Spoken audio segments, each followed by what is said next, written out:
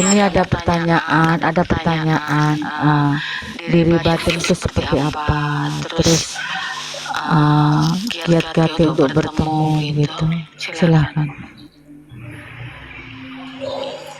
Kemarin ada yang tanya, saya jawab besok saja. Ya mungkin ada yang mau bernarasi atau menjelaskan di sini, sahabat beriman. Menghamba Allah saja. Ini guru dari Bang Alan ini. Bang Alan kenapa tuh Bang Alan? Udah aman. Masih kerja, maaf. Assalamualaikum, waalaikumsalam Bang Haji semuanya. Assalamualaikum warahmatullahi wabarakatuh. Oh,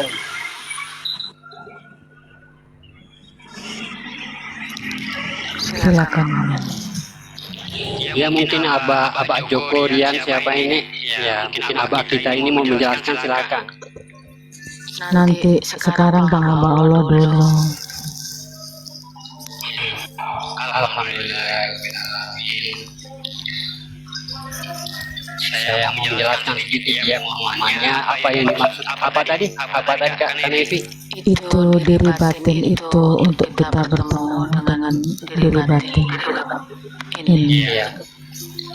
Inilah yang sering kita dengar dalam Al-Quran ya. Sering kita dengar kalamnya dalam Al-Quran yang dikatakan Ahmad. Ya. Ahmad itu tentunya kalau dalam Al-Quran menurut hakikat apa yang tersirat itu yang dikatakan batin ya, batin. Karena di situ menyimpan Allah Muhammad. Wow, barik alaih. Allahumma sholli alaihi. Jadi kalau kita menelusuri Al-Quran ini secara tersirat atau sebagai petunjuk diri, kita akan mendapatkan petunjuk diri. Tapi kalau kita menjadikan dia sebuah kitab sejarah perjalanan Nabi dengan Allah atau Nabi-Nabi lainnya, dia akan menjadi kitab sejarah.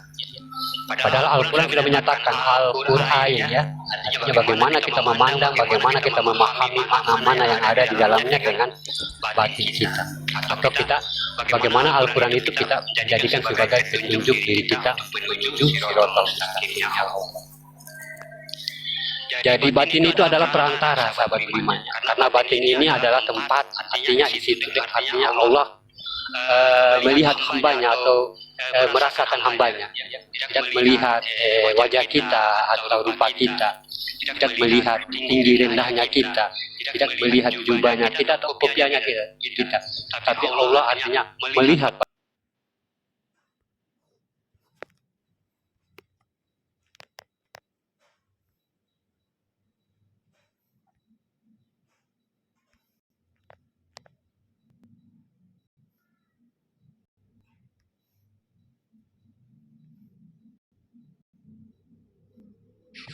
Atau di sini makanya aja makomnya ada huruf ta ya, diri artinya diri yang ibadah. Apapun yang kita minta, apapun yang kita zikirkan, apapun yang kita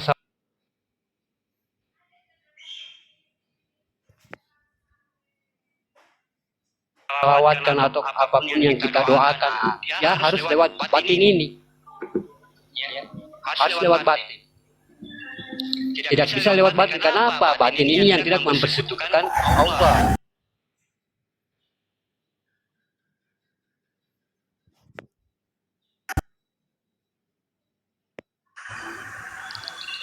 Jadi batin itu adalah yang kalau kita artinya dalam kodrat diri atau mengenal diri, itu yang akan nyawa bagi kita.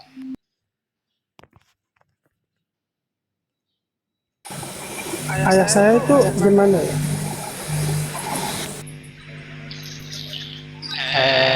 Dalam pemahaman ya, dalam pemahaman marifat ya, batin itu ada dua sahabat beriman ya.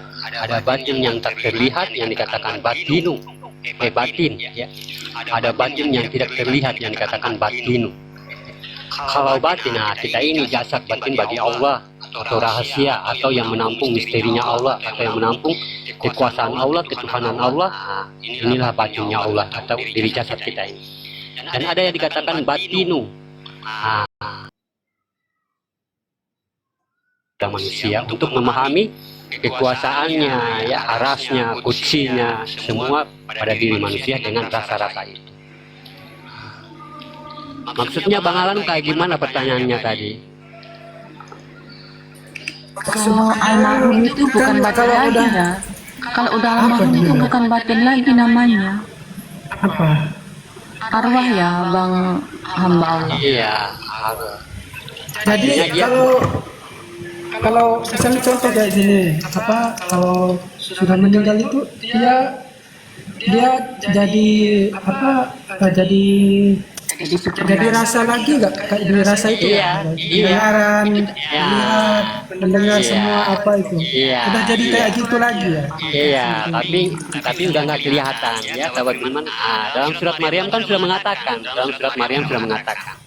sesungguhnya manusia itu sudah ada, ya, tapi belum berwujud. Sebelum semesta ini ada, tapi belum berwujud. Nah, itulah yang dikatakan diri sifat atau Allah, artinya atau yang dikatakan yang Allah jadikan atau dirinya Allah yang Dia jadikan atau ditiupkan. Setelah sempurna kejadiannya, maka kutiupkan ruhku, maka tunduklah kamu padanya. Yang dimaksud manusia yang mana, Bang? Ini ya, manusia, katanya Allah memberikan kita gelar manusia. Kenapa? Kalau kita memahami, sebenarnya ini pemahaman kita dalam ketakwaan kepada Allah. Yang katakan manusia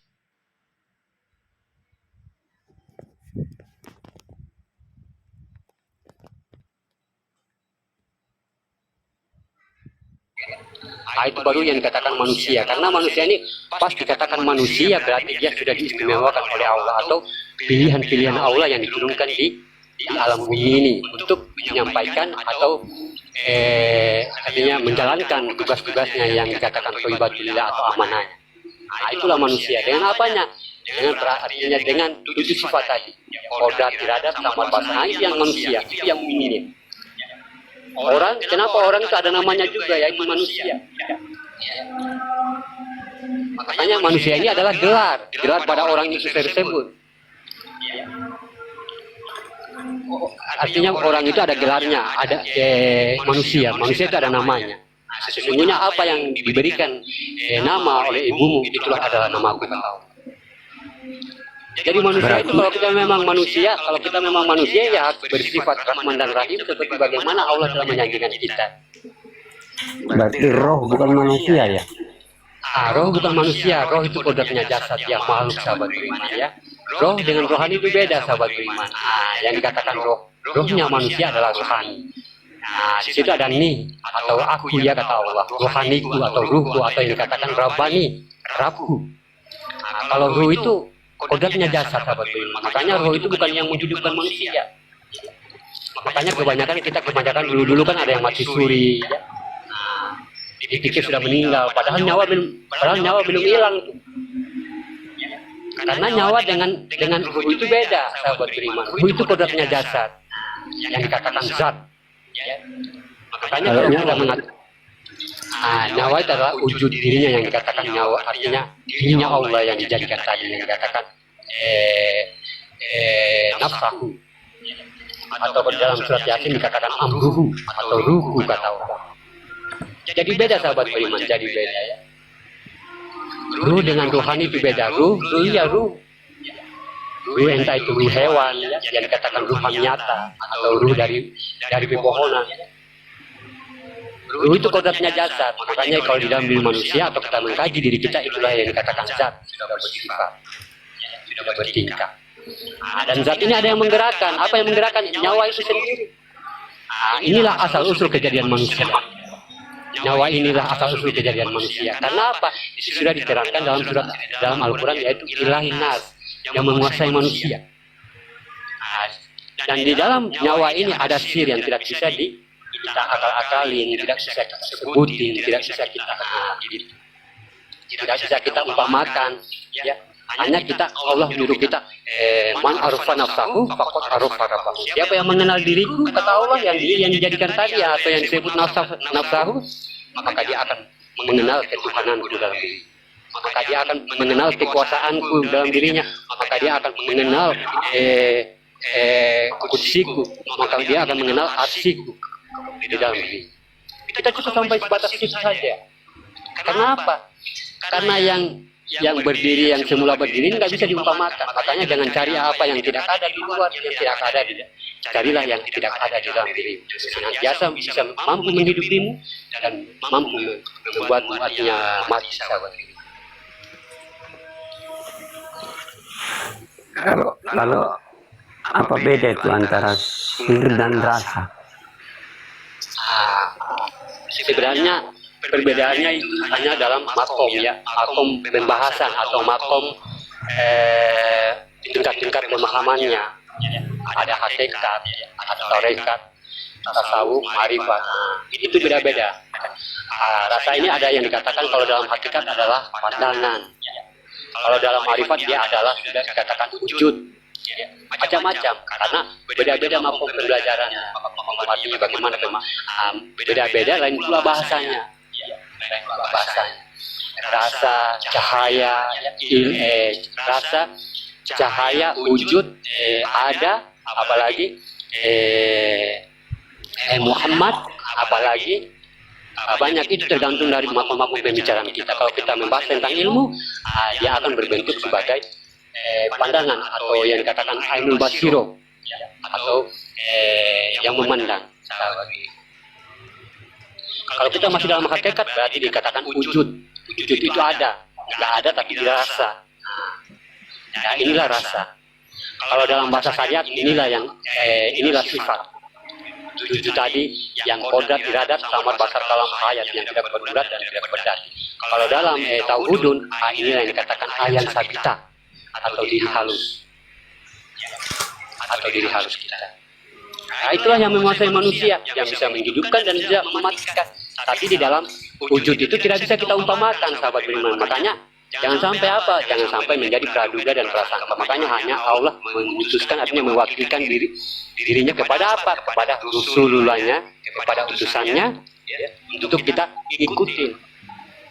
Kenapa? Kalau kita mencari dia yang artinya yang memiliki nama Allah ini, ya mustahil bagi manusia akan muncul nama alif lam lam ha, mustahil. Makanya diadakan wujudnya sebagai perwakilannya, sebagai ras, artinya sebagai diri yang dijadikan tadi atau yang kutiupkan hukum kata Allah, sebagai Rasulullahnya, artinya utusan Allah. Di situ biar manusia itu yakin bahwa sesungguhnya yang tidak ada tadi ada. Yang sesungguhnya tidak ada tadi ada, dan sebelum alam semesta ini ada. Jadi mustahil bagi manusia, walaupun kita artinya walaupun nabi, kalau memang artinya dari mana alam alif lam lam ha itu didapatkan sebagai nama Tuhan. Kalau memang Allah itu seperti artinya yang tidak terlihat. Dari wujud inilah, dari rasa inilah yang memanggil, artinya yang merasakan. Karena apa? Dia sudah berunsur di situ. Berunsur menjadi apa? Menjadi maujud. Sehingga maujud ini berkata semuanya tentang rahasia Allah tadi. Saya rasa, saya bergerak, saya melihat, saya mendengar. Inilah kekuasaanmu. Makanya siapa yang memandang zahirnya, dia akan mengingat Allah setiap senantiasa 24 jam. Karena apa? Inilah bukti, artinya wujudnya Allah. Artinya gambaran apa yang di dalam diri kita. Inilah, makanya sama halnya kita bercermin. Itulah kita. Itulah diri halus kita. Tapi dia di dalam cermin itu tidak memiliki akal, tidak memiliki pikiran, tidak memiliki hawa nafsu, tidak memiliki hadat. Makanya dia tidak bersekutu dengan Allah. Makanya itu yang artinya, makanya itu Allah artinya menjadikan dia sebagai utusannya. Kalau kita minta doa, kita bersalawat, berzikir, ya harus lewat dia. Nanti dia ini nyampain itu kepada Allah. Karena yang tidak bersekutu kita ini kan domir, artinya kelihatan, ada batasan. Yang halus itu harus melalui batin, tidak melalui zohir. Sahabat beriman nggak nyampe kita kalau melalui zohir. Karena yang namanya wujud-wujud itu yang tidak kelihatan itu hanya melalui perkara batin atau yang tidak terlihat dengan tidak terlihat.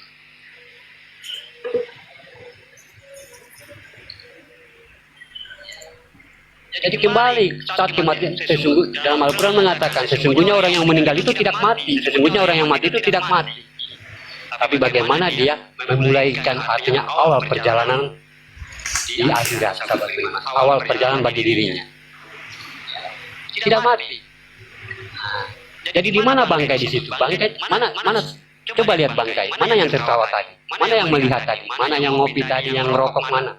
Udah nggak ada. Yang hakikat udah balik tuh.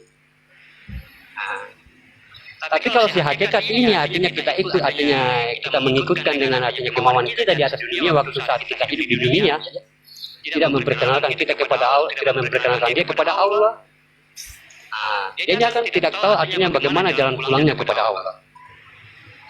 Makanya betul kata-kata orang-orang tua-tua dulu tuh ada yang gentayangan arwahnya, memang itu betul. Kenapa? Orang tua-tua kita dulu itu adalah orang-orang yang menyimpan rahasia-rahasia keilmuan Allah. Jadi jangan pula dia bilang orang tua mengatakan gini. Karena apa? Keyakinan orang tua dulu itu memang artinya sah dalam Al-Quran. Tidak keluar dari dalam Al-Quran. Cuma mereka membahasakan artinya menyampaikan dengan kiasan-kiasan. Biar kita ini berpikir, biar kita ini gimana. Begitupun juga Al-Quran. Al-Quran juga menyuruh kita untuk berpikir. Sehingga bagaimana Al-Quran ini kita mendapatkan maknanya. Bukan artinya sahabat berimannya, bukan artinya sama sekali, tapi maknanya. Makanya dia tersurat, memang Al-Quran itu tersurat. Yang tersirat itulah yang makna sebenar-benar. Makanya ada di dalam Al-Quran dikatakan ulul albab. Ulul albab itu orang-orang yang artinya diberi gelar oleh Allah sebagai ulul albab atau orang-orang yang dapat memahami Al-Quran secara tersirat. Jadi kalau kita mandang orang atau dakwah kemana-mana atau lewat CD ya, menerangkan ayat ini, surat ini dengan artinya dengan makna yang sesungguhnya. Jangan dulu kita menghujat, mungkin itu kebenaran kata Al-Quran, mungkin itu lebih baik dia daripada dari yang menghujat itu. Mungkin dia sudah artinya menerjemahkan Al-Quran dengan bahasa hakikat atau bahasa tersirat. Bukan lagi artinya kiraan dan kiraat, bukan lagi baca arti dan ayat. Tapi dia sudah membuka dengan makna-maknanya tentang kebenaran. Kadang-kadang kita itu cuma sepintas dengar, lalu kita menghujat, kita protes. Itu bikin tafsir dengan asumsinya sendiri. Padahal mereka yang mengatakan itu, mereka belum sampai ke sana. Belum sampai. Makanya yang di dalam itu adalah makna yang kita cari dalam Al-Quran, bukan artinya. Artinya itu ya biar anak-anak juga pada tahu, ya, pada baca. Inilah yang mana-mananya, inilah yang menjadi petunjuknya manusia. Siapa yang menyempurnakan? Ya diri kita ini yang menyempurnakan dengan apa? Dengan kitab suci di dalam diri kita. Inilah kitab suci yang tidak tersentuh oleh makhluk, yang dikatakan kitab nafsianya manusia atau kalamullah. Yang mana? Yang rasa tadi, yang wujud tadi, yang kita rasakan ini, yang menghidupi kita dan mampu dia mematikan manusia. Makanya ilahi nas itu menerangkan tentang itu, tentang Tuhannya, artinya tentang yang menguasai manusia itu. Itulah yang wajib kita ikuti.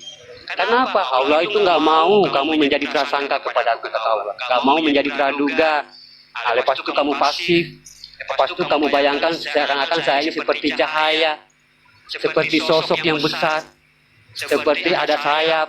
Nggak mau tuh Allah kayak gitu. Makanya dia perantarakan wujudnya agar kamu yakin. Sesuatu yang tidak ada yang kamu jadikan Tuhan itu sebenarnya ada di dalam diri kamu.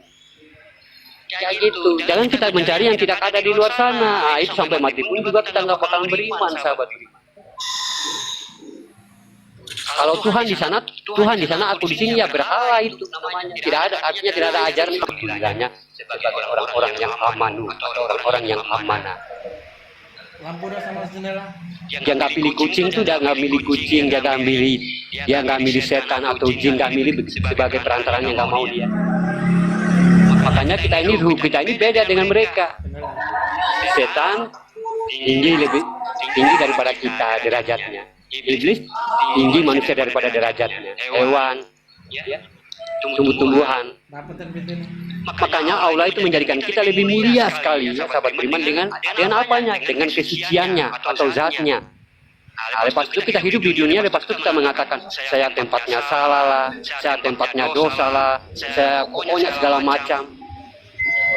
Padahal Allah sudah usaha tuh menjadikan kamu yang lebih baik, sehingga kamu terlihat lebih tinggi derajatmu daripada makhluk-makhluk lain. Tapi setelah hadir di dunia, kamu sudah mengatakan, saya tempatnya salah, tempatnya dosa, tempatnya segala macam, tempatnya lupa lah. Nah ini, padahal jasad itu adalah kodratnya ruh, ruh itu adalah zat bagi Allah. Artinya zat ini sudah bersifat, ya, makanya dia bertingkah. Nah, kalau nyawa kita ini adalah nurnya, nurani bagi Allah. Kalau dalam bahasa ilmunya itu batinnya Allah. Nah ini sebenarnya cuma pemahaman saja ya, pemahaman untuk mendekatkan untuk kita mengenali yang hak-hak di dalam diri kita. Artinya yang milik-milik Allah. Jangan kita pula campurkan hak dan yang batin-batin, sahabat.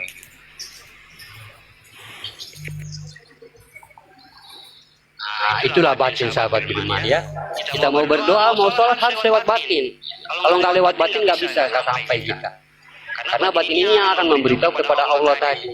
Karena dia tidak bersekutu dengan Allah. Dengan apa? Dengan iradahnya, ya dengan kehendaknya, sahabat beriman. Nah, contoh ya, saya berikan penjelasan Kak Nevi, boleh nggak? Lanjut. Assalamualaikum warahmatullahi wabarakatuh. Waalaikumsalam warahmatullahi wabarakatuh. Sekalian kasih contoh cara menolong yang sudah pulang, Bang Haji. Pakai yang surah Yasin tadi ya. Oh iya, makanya saya katakan kan, batin ini mencakup segalanya dalam diri manusia. Batin ini bisa membuat orang berilmu, apalagi batin ini bisa membuat orang berkalam, ya, berkodrat, bersamar, berbasar, ya, hayat, ya, ilmu, pokoknya semua ya sampai 7. Nah, itu batin artinya kerjanya batin kepada diri kita, artinya dia kehendak. Makanya apapun yang kita doakan kepada orang yang sudah meninggal, ya, yang sudah meninggal, ataupun kita meminta doa rezeki bagi kita kepada Allah, itu harus lewat batin, harus lewat rasa, sahabat beriman. Nah, seperti yang dikatakan Bang Alan ini, bagaimana kita artinya mengirimkan doa kepada orang yang meninggal. Ya. Sebenarnya orang yang meninggal nggak mau surat, ya, nggak mau baca, nggak mau dia, nggak mau. Orang udah meninggal kok, masa mau lembaran kertas, masa mau bacaan, ya mustahil tuh. Nggak mau, artinya dia nggak mau bacaan, tapi bagaimana bacaan itu diperantarakan lewat batin. Nanti si batin ini ngasih tahu tuh kepada Allah. Nah, ini iradatnya ini kemauannya orang ini, itu yang nyampain. Nah, makanya bagaimana kita kalau berkalam, ya, berkalam itu harus ada rasa. Nah, kalam ini sampai ke rasa, sahabat beriman. Begitupun juga kita beribadah atau sholat atau puasa, ya. Bagaimana yang kita lakukan ini ada terasa di dalam diri kita. Ya, kita pantulkan di dalam diri kita kepada batin tadi, seperti macam kita membacakan, mengirimkan surat Yasin. Yasin, ya. Sin itu kan artinya manusia, tapi kan cuma di Bali, karena udah meninggal.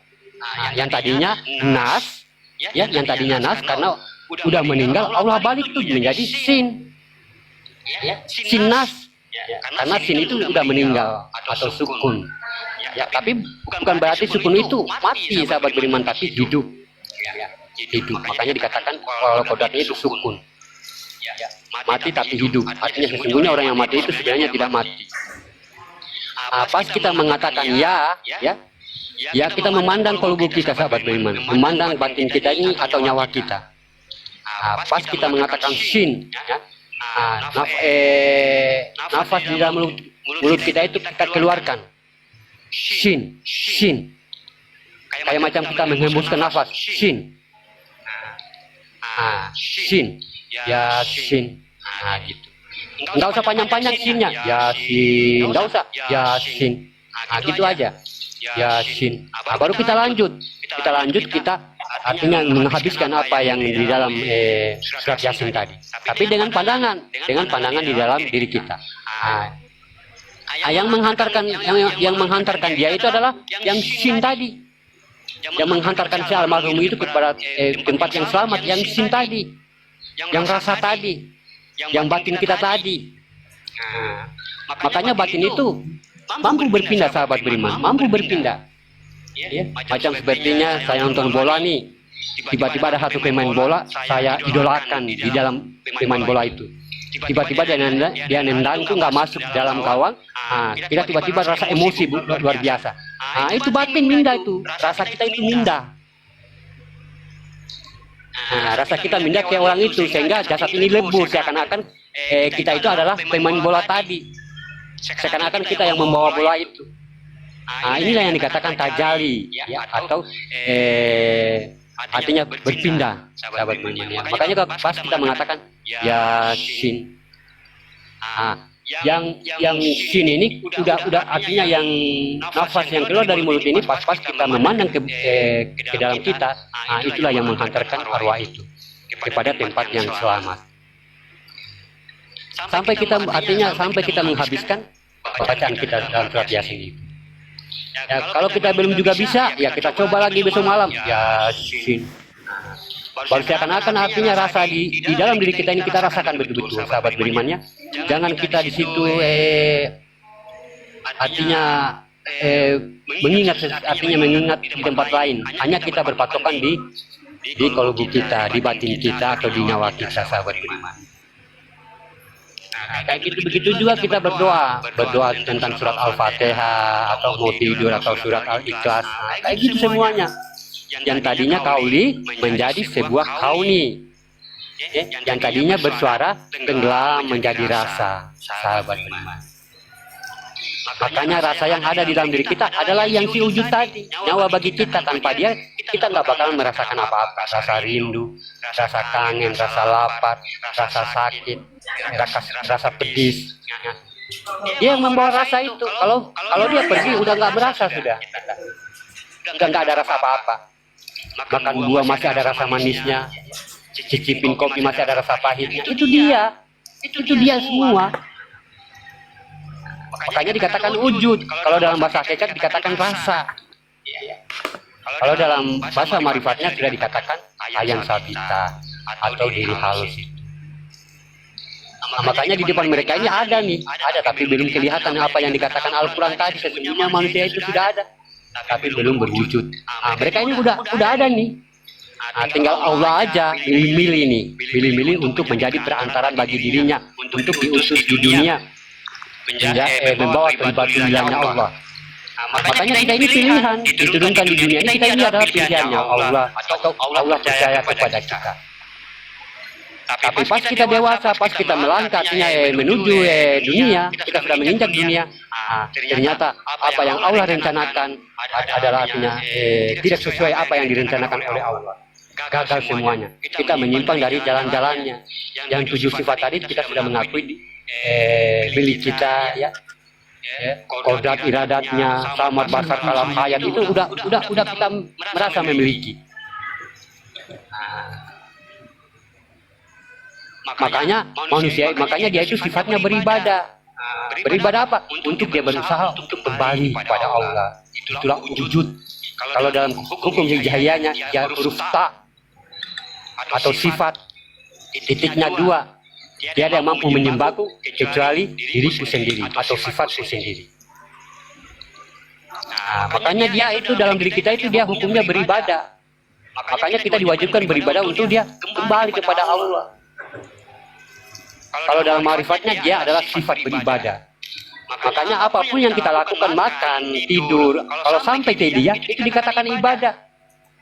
Mau kerja, mau jalan-jalan, apapun yang kalau sudah sampai kepada dia, itulah dikatakan kita gerakannya ibadah.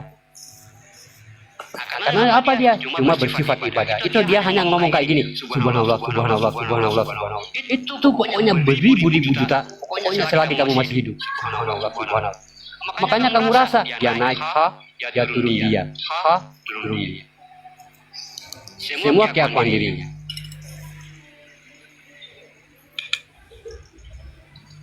Ya Bang Alami yang mungkin begitu, mungkin lebih saya kalau kita lagi mau walaupun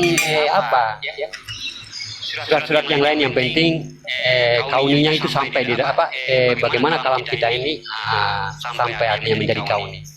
Amin. Itulah yang dikatakan tidak ada perantara, sahabat beriman ya. Seperti juga kita berdoa, kalau kita masih mengatakan ya Allah berikan, itu masih ada perantara. Ya wajar saja Allah menunda doamu karena masih ada perantaraannya. Perantaraannya apa? Yaitu kalam kamu, bicara kamu tadi. Tapi bagaimana kita menjadi sa'diyah atau langsung atau syahada? Kalau sa'diyah itu tidak langsung, ada perantara dia. Tapi bagaimana sudah menjadi syahada, wahada, ahadiyah? Kita langsung ngomong tuh kepada pemilik rezeki, kita langsung ngomong tuh pemilik kehidupan alam semesta. Langsung ngomong kita. Tidak melalui perantara lagi. Kalau kita masih ngomong ya Allah berikan aku rezeki, itu masih pakai perantara yang namanya dibawakan dengan kalam ya, kalam atau doa atau apa yang terucap di bibir kita, itu masih memiliki perantara, sahabat beriman. Walaupun kita mau berzikir, kalau masih ngomong itu masih melalui perantara. Makanya dikatakan al-zik itu tidak menyebut, sahabat beriman. Karena apa? Dia sahada hukumnya atau langsung. Begitupun juga sholat. Sholat itu hukumnya langsung ya, sahada. Ya. Makanya ada yang dikalamkan dan ada juga yang disiratkan. Artinya bagaimana kita sudah masuk dalam rakaat kedua itu artinya disirkan. Itu untuk dirimu tuh, untuk dirimu. Tidak bisa didengar oleh orang lain.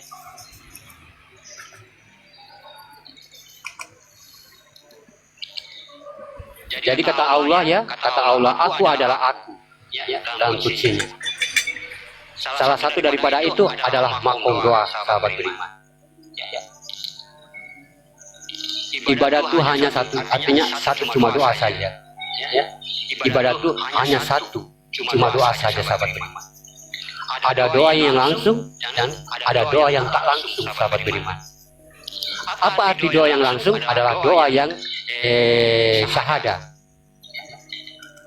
Doa yang artinya yang dilakukan tanpa perantara apapun. Contoh, ya, perantaraan pandangan. Ini bahasa hakikat kalau dia pandangan. Kalau sudah masuk dalam marifat, ini adalah rasa. Perantara rasa. Kalau ada perantara pandangan, itulah doa tak langsung, sahabat. Namanya sa'diyah, tak langsung.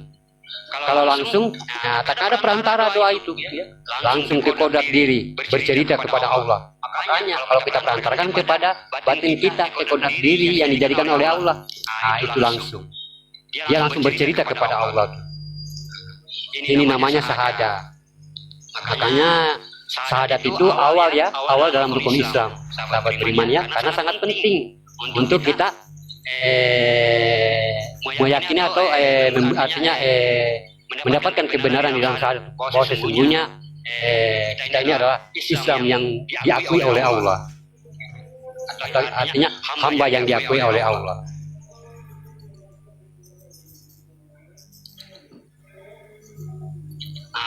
Tapi tahukah kita macam apa doa yang artinya yang sebetul-betulnya doa itu apa sebenarnya, sahabat beriman? Ada berapa ucapan? Itu perantara, sahabat beriman. Itu perantara. Yang tak memiliki perantara itu yang sudah tak ada ucapan. Yang tidak memiliki perantara itu yang sudah tidak ada ucapan. Jadi kita ini tak paham di mana syahadah itu sebenarnya dalam diri kita. Hanya kita mendengarkan syahadah, wahadah, tapi kita tidak paham syahadah itu di mana dalam diri kita. Syahadah adalah hubungan batin, sahabat beriman. Hubungan batin dengan Allah. Hubungan batin dengan Allah ini adalah artinya kehendak. Kehendak bukan doa. Inilah yang dikatakan irada. Lalu bagaimana dengan artinya dan apa maksud dari hubungan batin itu? Lalu kita lihat dari ayat doa, wa iyyaka nasta'in. Wa iyyaka nasta'in. Ini siratal mustaqim. Itu ayat doa. Makanya Al-Fatihah itu adalah doa. Makanya yang dikatakan kodrat sholat itu adalah doa itu sendiri. Tidak perlu lagi kita berdoa kalau habis sholat, tidak perlu lagi. Tapi kita azik ya. Tapi kita berzikir. Makanya Allah katakan dirikanlah sholat untuk mengingatku. Bukan dirikanlah sholat sambil mengingatku, tidak. Allah nggak perintahkan kamu dirikan sholat sambil mengingat aku, enggak. Cuma dia ngomong Allah dirikanlah sholat sambil mengingat. Makanya salamnya sholat itu bukan membubarkan sholat. bagaimana kita keluar dari masjid udah artinya udah salam ya. Di situ kita masih beribadah sahabat beriman. Selagi nafas kita masih di kandung badan, berarti kita harus bertuhan dalam 24 jam. Jangan cuma kita jadikan waktu atau bertuhan hanya 5 waktu sahabat beriman ya, tapi bagaimana kita bertuhan menjadikan pada dan kita di situ. Inilah manusia, inilah yang dikatakan hambanya Allah sahabat beriman. Ia karena butuh wa ia karena stain. Kau bisa sembah, kau bisa berdoa. Kau tak bisa sembah, kau tak bisa berdoa. Kan sama itu artinya tuh. Jadi karena stain tadi, ya, karena stain, ya, menyempurnakan seseorang manusia itu dikatakan sempurna. Nastain. Di situ ada nas, ada ta, ada in. Nastain. Nas itu manusia, ya. Ta itu ibadah, sifat ibadah tadi yang dikatakan wujud atau nyawa bagi kita. Ini itu marifat. Ya. Jadi kita bicara dengan Allah itu dengan marifat, sahabat beriman. Dengan marifat. Kebanyakan kita memahami marifat ini adalah satu golongan, satu organisasi atau satu organisasi para sufi-sufi. Tidak. Marifat ini satu kodrat, syariat kodrat, sahabat beriman. Tarekat kodrat, tasawuf kodrat, semua kodrat, pembuka jalan semua sahabat beriman. Ya, bukan manusia yang menurunkannya, tapi Allah itu sendiri.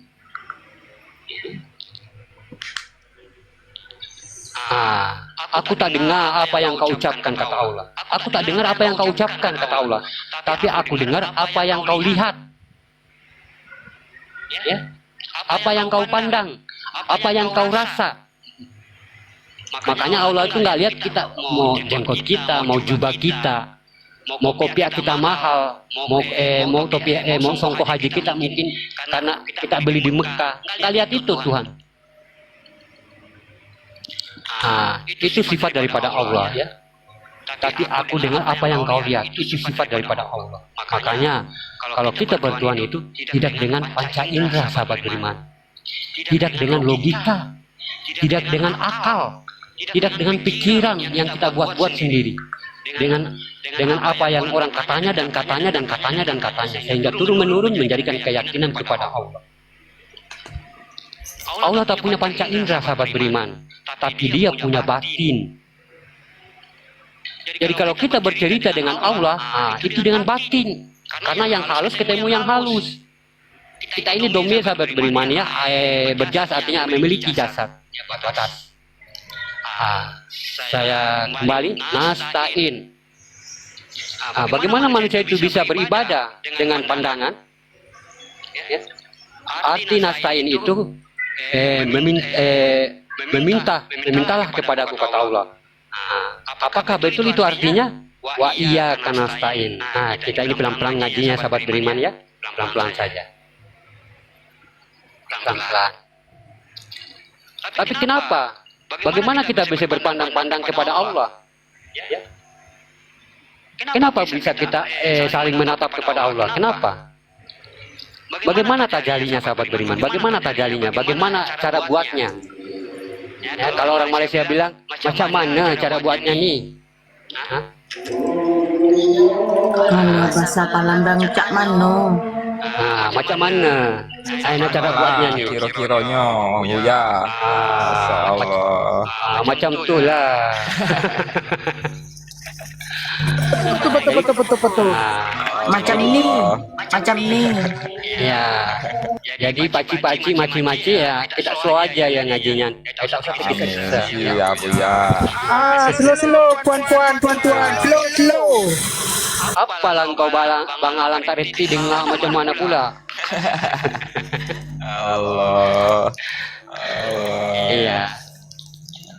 Bagaimana tajalinya sahabat beriman? Artinya bagaimana cara membuatnya? Jadi kita dikasih sama Allah ada 3 ya. Ada 3 di dalam mata kita itu. Nih. Berarti makom kita naik. Yang sesuatu yang kita tidak ketahui sudah menjadi tahu. Ya, berarti derajat kita itu sudah naik lagi sahabat beriman ya. Derajat keislaman kita itu sudah naik, keimanan kita itu sudah naik. Berarti kita sudah semakin dekat dengan Allah. Ya. Jadi Allah itu berikan kita 3 dalam bola mata kita. Ada hitam, ada putih, ada kayak berkilat tuh, ada kayak bening. Itu bukan artinya kebetulan, sahabat beriman, tapi Allah menjadikan kamu itu artinya bagaimana sesempurnanya di dalam diri kamu itu. Sesempurnanya di dalam diri kamu itu. Itulah adalah kodrat memandang ketiga ini, sahabat beriman. Jadi apa yang dikatakan irada? Yaitu berkehendak. Kita paham dari awal ya. Karena kita sudah ngomong tadi ya, kita sudah kaji ya. Aku adalah aku dan aku ingin menjadi Tuhan, maka aku jadikan umat. Kan macam ini kajian tauhidnya kan? Macam ini kajian tauhidnya. Jadikan umat. Nah, siapa umat yang dijadikan pertama ini? Coba, siapa umat yang dijadikan pertama ini? Atau orang yang pertama sekali meminta? Atau orang yang pertama kali meminta kepada Allah? Orang yang pertama kali meminta kepada Allah siapa? Karena setiap yang meminta itu pasti umat, sahabat beriman ya. Siapa yang meminta? Jadi siapa yang meminta? Itu umat bagi Tuhan. Atau kita ini umatnya Tuhan karena kita meminta ya. Jadi siapa yang meminta? Umat bagi Tuhan. Itu adalah ya. Atau Allah. Yang pertama dia jadikan Allahu Samad. Setelah itu dia meminta, dia panggil dengan nama Muhammad. Nah, inilah yang berkehendak. Dia pertama sekali berkehendak, sahabat beriman, dan dia meminta. Inilah yang dikatakan Muhammad. Inilah yang dikatakan sifatnya. Ini yang dikatakan wujudnya tadi. Makanya saat Allah masih berkesendirian ya, masih bersifat latain dalam huruf ba, dia masih sendiri, ya, masih satu dikatakan latain. Dia mengadakan sifatnya atau wujudnya tadi, kutiupkan ruhku. Setelah sempurna kejadiannya, maka kutiupkan ruh. Inilah huruf ta. Ya, ini wujud ini minta untuk gerak. Minta untuk afal kepada Allah, berarti dia minta nyawa. Setelah dikasih nyawa, dia mampulah beranasir itu. Beranasir dengan apa? Kalau bahasa Amalianya ya dengan tanah, dengan air, dengan api, dengan apa lagi? Dengan angin. Inilah yang bekerja adalah zat, artinya zat sudah bersifat.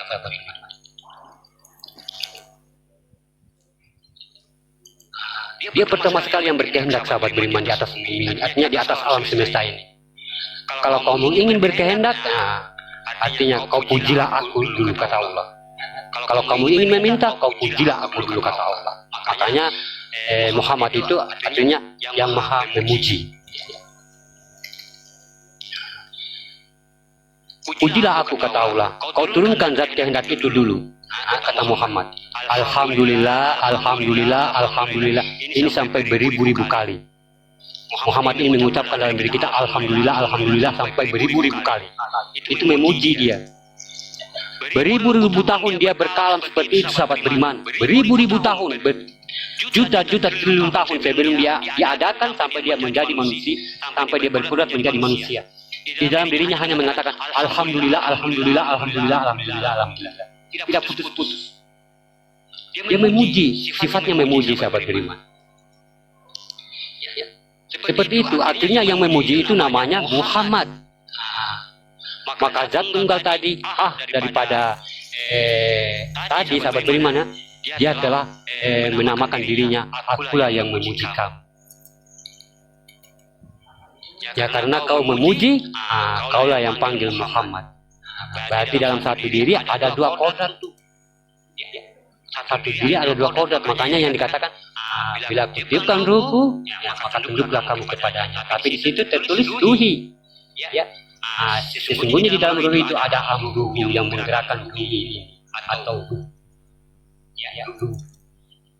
Yang menggerakkan siapa? Yaitu ruhani atau ruhnya Allah. Inilah yang dikatakan berkehendak, sahabat beriman. Kalau dia sudah berkehendak dengan kodrat Muhammad, maka Allah kabulkan. Muhammad berkehendak, barulah Allah yang berdoa. Tuhan ya mengabulkan, sahabat beriman. Muhammad yang berkehendak, ya barulah Allah yang berdoa. Tuhan yang mengabulkan. Jadi kita udah tahu makomnya, sahabat beriman ya, udah tahu nih. Lalu bagaimana caranya? Pencajahannya dia. Kita masuk ke dalam sebuah alam yang dinamakan alam marifat. Di alam marifat itu dikatakan hitam di balik yang hitam, sahabat beriman. Makanya Ka'bah itu hitam. Itu kain hitam. Wujudnya hitam, semua hitam. Atau dikatakan sifat kulub bagi Allah. Ya, itu yang dikatakan zat marifat, sahabat beriman. Jadi disitulah yang putih tadi yang disebut dengan linuri atau basirun, atau yang dikatakan pandangan yang sudah berkehendak. Dia tengok tuh yang hitam tuh di dalam yang hitam. Saripati daripada marifat yang bernama Nur Ma'in. Disaksikan oleh linuri atau basirun, dia sedang melihat ya permintaan daripada linuri tadi. Apa kehendak dia? Allah tengok nih. Zat ini sedang melihat apa kehendak dari Muhammad tadi. Setelah dia tengok, Allah melihat apa yang ia kehendakkan. Barulah Allah tutup mata dia sampai bicara dengan Nur Ma'in.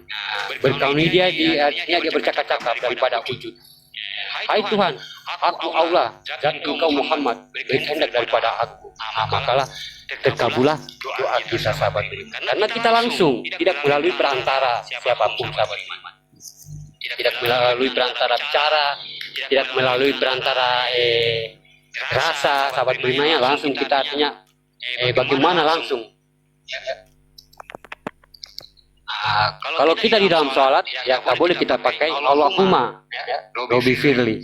Tapi kalau di luar sholat, kita ingin melakukan tajalli pandang, tadi artinya jadi kita harus berkalam Allahumma Firli, warhamni, wajuburni.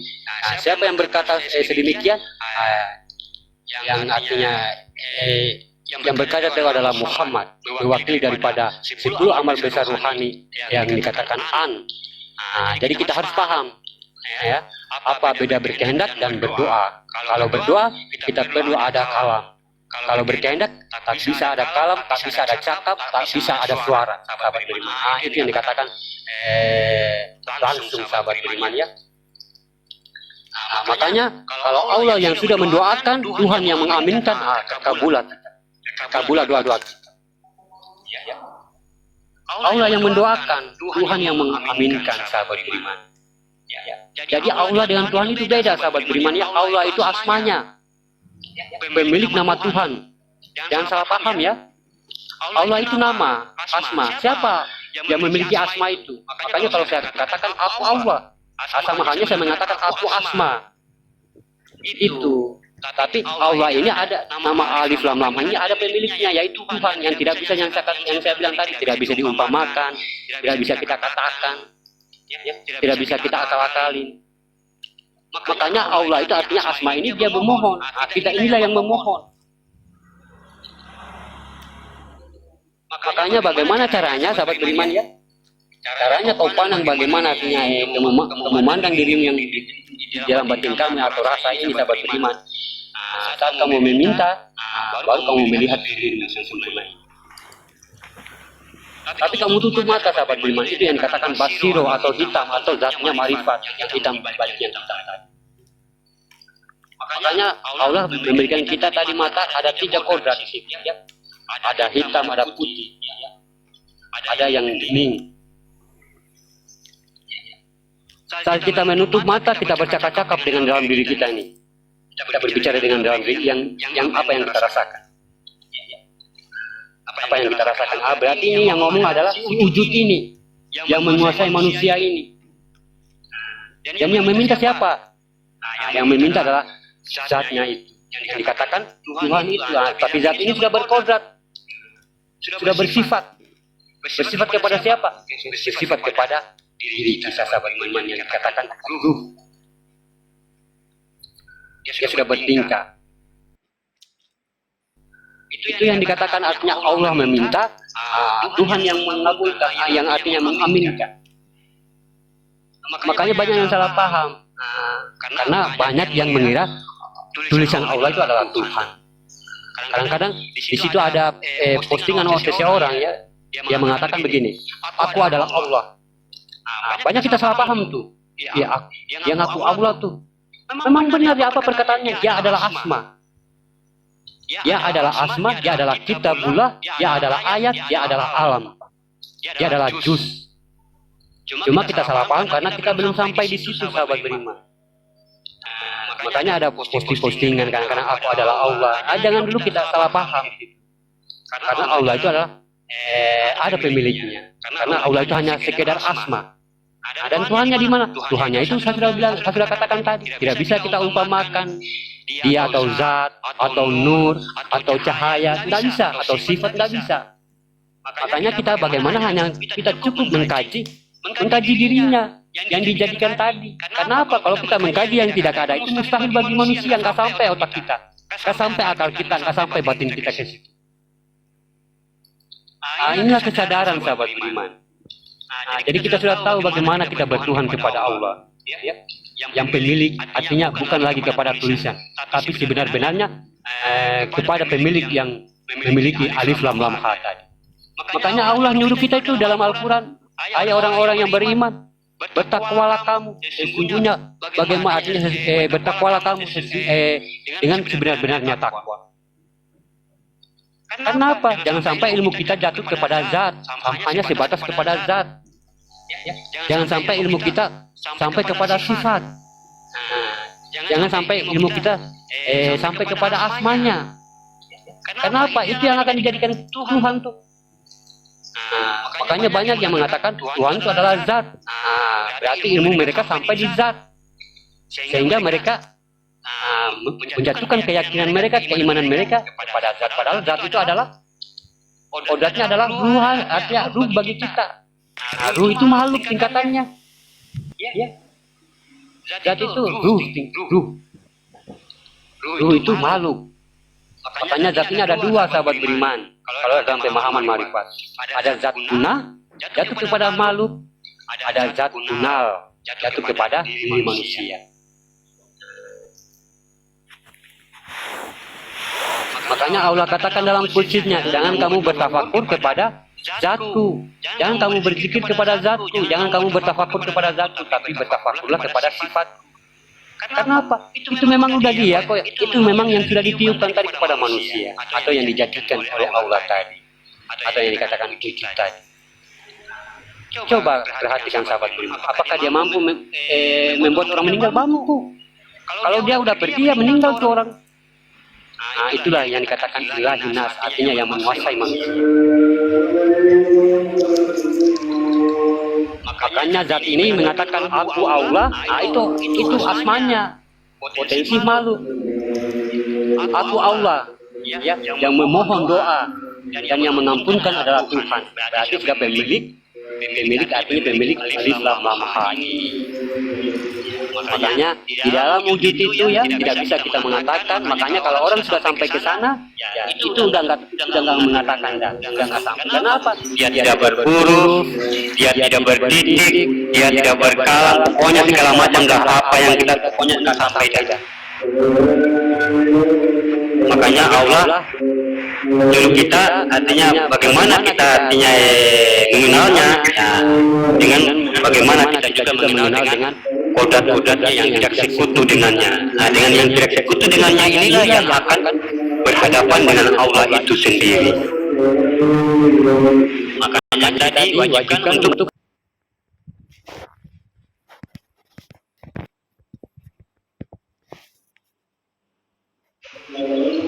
tapi kalau tidak lewat batin, kita akan merasa diri kita yang berdoa, merasa diri kita yang sholat, merasa diri kita yang bekerja, merasa diri kita yang membantu orang lain. Ya, sahabat beriman ya. Padahal batin sudah menguasai manusia tuh. Sudah ada kodrat iradatnya, samar basarnya, kalam hayatnya, ilmunya, sudah kuasai manusia. Sudah ada dalam diri manusia. Tapi manusia artinya merasa memiliki, merasa itu saya punya. Jadi kita tidak sirik ini namanya, artinya sirik untuk sahabat beriman ya, kepada Allah, menduakan Allah dengan diri kita. Tadinya Allah maha berilmu, kita juga ngaku maha berilmu tuh. Allah maha memberi, kita juga udah ngaku maha memberi. Saya yang memberi, saya yang bersedekah, saya yang berusaha karena rumah ini bisa besar, saya yang kuat. Itu udah sirik dah, udah sirik dah itu. Makanya kita kebanyakan setiap hari kadang-kadang dengan ketidaksadaran. Keakuan ini kadang-kadang bagaimana artinya tercebis dalam hati kita. Makanya Nabi Muhammad ini yang ditakutkan oleh Nabi Muhammad. Sesungguhnya sirik kepada Tuhan itu sesungguhnya seperti semut hitam yang berjalan di atas batu hitam pada waktu malam. Saking halusnya sahabat beriman, ya, sampai nggak kelihatan. Makanya inilah dengan pemahaman inilah fungsinya biar kita itu mengenal mana yang hak dan mana yang batil kepada diri kita. Mana keakuan Allah dan mana keakuan diri kita sudah bisa bedain. Kalau rasa yang mengomong berarti keakuan Allah, tapi kalau diri yang ngomong, itulah keakuan diri. Kita udah bedain tuh. Jadi tidak bisa kita mencampur adukan yang batil dengan yang hak. Apa yang hak? Memberi, itu yang hak. Memberi, bersedekah, membantu orang lain, itu yang hak semua. Yang batil bagi manusia, yang apa? Yang batil bagi manusia nggak ada. Yang hak bagi manusia nggak ada, yang hak bagi manusia nggak ada. Cuma hanya manusia hanya mampu mengeluarkan yang batil-batil. Karena apa? Allah Maha Suci, Allah Maha Benar, Allah Maha Mulia. Makanya yang hak-hak itu yang kamu berbuat baik, kamu bersedekah, kamu memberi. Itu hak-haknya Allah tuh. Jangan kamu merasa yang kamu yang memberi itu. Makanya kalau memang ini yang memberi, ini kita udah tahu nih, ini sifat haknya Allah. Berarti jangan saya merasa memiliki. Saya hanya diberikan perantara oleh Allah untuk saya memberikan sedekah kepada orang ini. Itu kan bagus, sahabat beriman ya. Kadang-kadang juga kita menulis di apa dengan atau tahusan pakai tulis nama segala lah, biar kita itu disebut di masjid. Ya. Si ini sekian, si rupiah sekian, nggak usah disebut. Paling-paling artinya amplopnya kosongin aja, artinya tulisannya itu nggak usah pakai nama, kosongin aja. Kalau tidak tulis hamba Allah atau yang dikai di mana. Udah ngomong saya ikhlas kepada Allah, tapi ujung-ujungnya amplopnya tulis juga namanya. Muncullah keakuan diri. Berarti apa yang kita berikan udah nggak sampai tuh. Tadinya kita harap-harap ya diberikan rezeki ya, untuk artinya bagaimana ganjarannya udah nggak ada dah. Kenapa? Dengan keakuan diri kita yang memberikan. Jadi inilah yang fungsi batin, sahabat berimannya, fungsi batin. Jadi inilah kalau kita sudah berkehendak itu yang dikatakan irada. Saat kita menutup mata ya, ini yang dikatakan basiro. Basiro itu hitam. Makanya ya, basiro itu hitam. Tutup mata, kita bercakap-cakap dengan rasa kita ya. Jangan kita membawa dengan pikiran kita, sahabat beriman. Kalau kita mau beriman kepada Allah itu, kalau kita mau ingin jalan yang lurus itu, jangan bawa-bawa dengan pikiran ya. Saya ulangi lagi, jangan kita bawa-bawa dengan pikiran. Ya. Kita cakap-cakap nih. Tapi kita sudah bagaimana rasakan di dalam diri kita ini, sudah mantap kita rasakan di dalam diri kita ini, naik turun. Baru kita ngomong tuh kepada dia. Sampaikan hajatmu, sampaikan apa yang kamu ngomongi. Itu tuh namanya yang langsung, tanpa cakap, tanpa ngomong, tanpa bicara. Kalau doa itu kan artinya masih ngomong ya. Ya Allah. Atau kita membaca surat Al-Fatihah, itu masih ngomong, masih memiliki perantara. Bisa juga begitu, tapi bagaimana kalam ini, bagaimana kauli ini sudah masuk ke dalam batin kita, atau sudah menjadikan sebuah kauli, atau sebuah artinya yang baca adalah di dalam diri kita. Yang ikut baca itu di dalam diri kita juga ngikut ngomong. Ya. Tapi kalau artinya yang dikatakan syahadah, itu langsung, itu udah nggak ada ngomong dah. Ya. Itu yang dikatakan doa sebenar-benarnya doa. Ini yang dikatakan doa sebenar-benarnya doa.